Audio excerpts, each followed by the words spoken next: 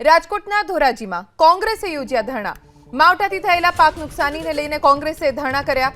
તાત્કાલિક ખેડૂતોને સહાય ચૂકવવામાં આવે તેવી માંગ સાથે પૂર્વ ધારાસભ્ય લલિત કગથરા, લલિત વસોયા ધરણામાં જોડાયા।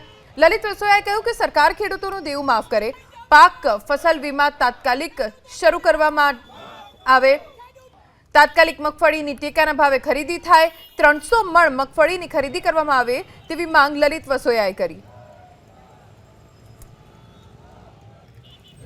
ખેડૂતો બરબાદ થઈ ગયા છે।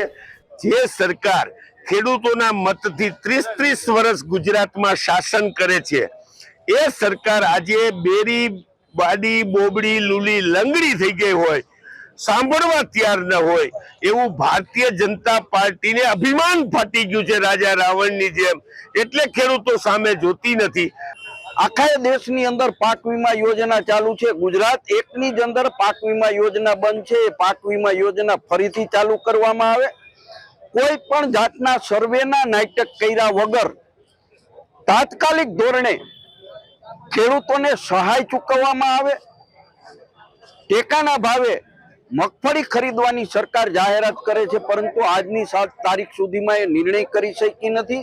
એટલે તાત્કાલિક ધોરણે ખેડૂતોની 300 મણ ટેકાના ભાવે મગફળી ખરીદવામાં આવે। આ માગણી સાથે આજે ખેડૂતો ધરણા ઉપર ઉતર્યા છે।